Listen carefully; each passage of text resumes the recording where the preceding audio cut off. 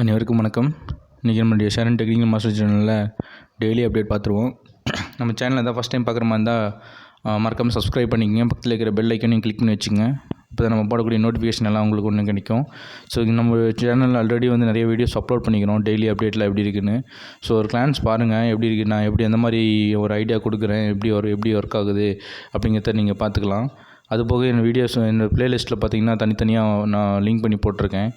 அதாவது பார்த்திங்கன்னா நமக்கு என்னென்ன குரூட் பற்றியோ, கமாடிட்டி மார்க்கெட் பற்றியோ, ஷேர் மார்க்கெட் பற்றியோ, அதை ஈக்விட்டி மார்க்கெட் பற்றியோ தனித்தனியாக வீடியோஸ் போட்டிருக்கேன். நீங்கள் அதெல்லாம் பார்த்தீங்கன்னா கொஞ்சம் ஓரளவுக்கு உங்களுக்கு ஒரு அண்டர்ஸ்டாண்டிங் வரும். ஸோ நம்ம வீடியோக்குள்ளே போயிடுவோம். ஸோ இன்றைக்கி பார்த்திங்கன்னா மெயினாக வந்து CRUDEOIL, நிஃப்டி அண்ட் ஈக்விட்டியில் எந்த மாதிரி ஸ்டாக்ஸ் எடுக்கணும் அப்படிங்கிறது தான் சொல்லியிருப்போம். ஸோ நான் லாஸ்ட் வீக் வந்து போன வாரம் நான் வந்து கால் கொடுத்துருந்தேன். அதாவது நான் ஒரு ஐடியா சொல்லியிருந்தேன் எந்த மாதிரி பை எடுக்கணும், எப்படி செல் எடுக்கணுங்கிறத. ஸோ நம்ம பழைய வீடியோஸ் ஒரு டைம் பார்த்தீங்கன்னா உங்களுக்கு வந்து நான் எந்த மாதிரி கால் கொடுக்குறேன், எப்படி ஒர்க் ஆகுது அப்படிங்கிறது உங்களால் ஈஸியாக வந்து இது பண்ண முடியும், ஐடென்டிஃபை பண்ண முடியும்.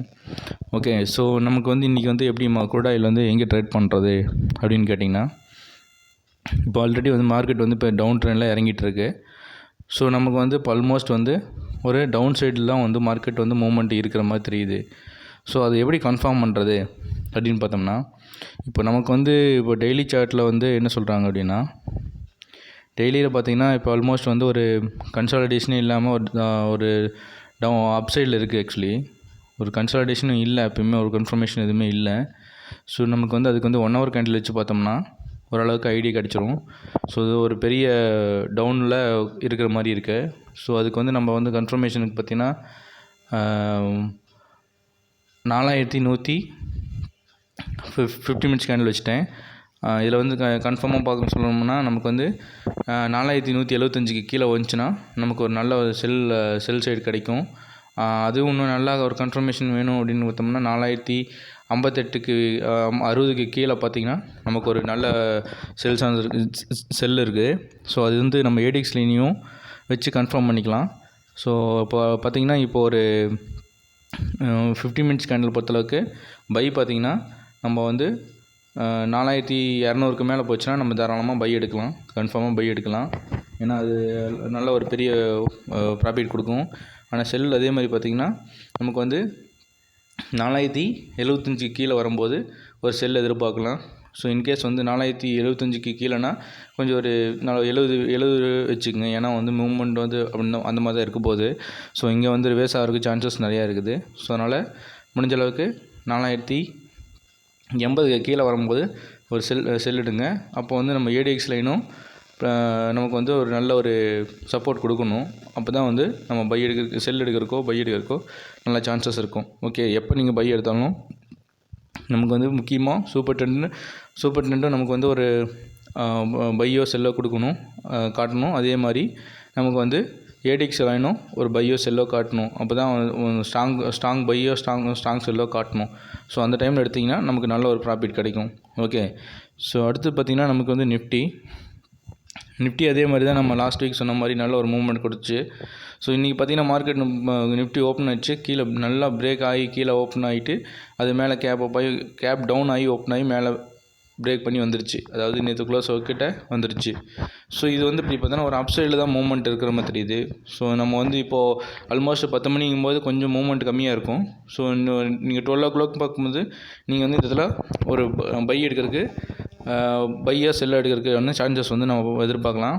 ஸோ இப்போ வந்து 50 மினிட்ஸ் கேண்டில் பொறுத்தளவுக்கு பார்த்தோம்னா இப்போ வந்து ஒரு செல் சைடு தான் வந்து நல்ல ஒரு மூவ்மெண்ட் இருக்குது. ஸோ அது எந்த அளவுக்கு கன்ஃபார்ம் பண்ணலாம் அப்படின்னு பார்த்தீங்கன்னா, நமக்கு வந்து 11928க்கு கீழே நல்லா பிரேக் ஆகி வந்துச்சுன்னா நீங்கள் வந்து அங்கே ஒரு செல் எடுக்கலாம். அது எந்த அளவுக்கு எடுக்கலான்னு பார்த்தீங்கன்னா, நம்ம டேவோட லோ இருக்குது பார்த்திங்களா, இன்றைக்கி ஓப்பன் இருக்குல்ல, அந்த லோவர் எடுக்கலாம்.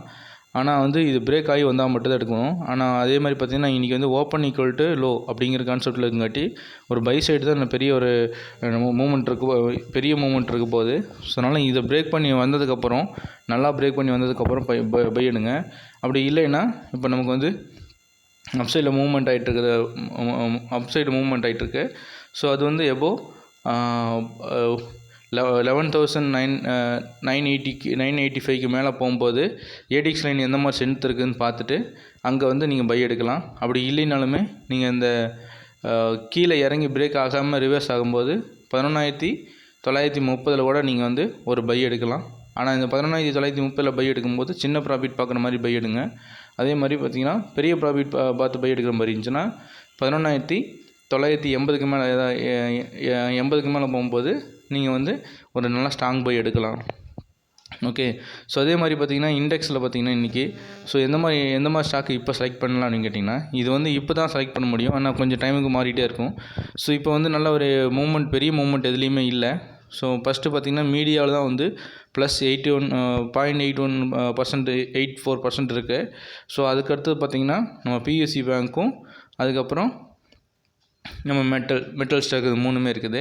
ஸோ மீடியாவில் பார்த்திங்கன்னா சன் டிவி, ஜி என்டர்பிரைசஸ் இதெல்லாம் பார்க்கலாம். நல்ல ஸ்டாக்கு நல்ல மூவ்மெண்ட் கொடுக்கும்.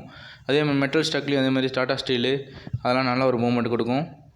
அந்த ஸ்டாக்குன்னு நீங்கள் பை பண்ணலாம். இது ரெண்டுமே பை தான் வந்து ஒரு நம்ம பர்சன்டேஜ் அதிகமாக இருக்கிறதுனால பை சைடு தான் இருக்குது. அதே மாதிரி பிஎஸ்சி பேங்க்கும் பை சைடில் இருக்குது. ஸோ அதில் இருக்கிற ஸ்டாக்ஸையும் வந்து மினிமம் ப்ராஃபிட்டில் அதாவது நம்மளுடைய மினிமம் ப்ராஃபிட்டில் எக்ஸிட் ஆக ட்ரை பண்ணுங்கள். ஏன்னா வந்து மூவ்மெண்ட் வந்து இன்றைக்கி பெரிய மூவ்மெண்ட் இல்லை, இருந்தாலும் வந்து நம்ம சேஃபர் சைடுக்கு மினிமம் ப்ராஃபிட்டில் வந்து வெளியே எடுத்துக்கலாம்.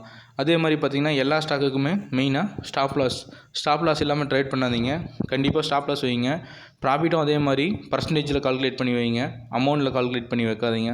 பர்சன்டேஜ்னால் எவ்வளோ பர்சன்ட் உங்களுக்கு ப்ராஃபிட் வரணும், அதாவது 10,000 போடுறோம் நம்ம 10% எனக்கு ப்ராஃபிட் வரணும், அதாவது 1,000 எனக்கு ப்ராஃபிட் வரணும் அப்படின்னு சொல்லிட்டு நீங்கள் பர்சன்டேஜில் கால்குலேட் பண்ணி அதை வச்சு நீங்கள் ட்ரேட் பண்ணுங்கள். அப்போ தான் வந்து சக்ஸஸ் ரேஷியோ அதிகமாக இருக்கும். அதே மாதிரி ஸ்டாப் லாஸ் முடிஞ்ச அளவுக்கு 5 மினிட்ஸ் கேண்டலோட 5 மினிட்ஸோட சூப்பர் ட்ரெண்ட் வச்சுங்க. அப்படி இல்லைன்னா உங்களுடைய கேபிட்டலும் ப்ளஸ் வந்துட்டு உங்கள் கேபிட்டலும் ப்ளஸ் வந்து உங்களுடைய மணி மேனேஜ்மெண்ட்டும் பொறுத்து நீங்கள் அதை ஸ்டாப் லாஸ் செட் பண்ணி வச்சுக்கோங்க. ஓகே. ஸ்டாப் லாஸ் இல்லாமல் ட்ரேட் பண்ணாதீங்க. ஏன்னா அது வந்து பெரிய ரிஸ்க் அதிகமாக இருக்கும்.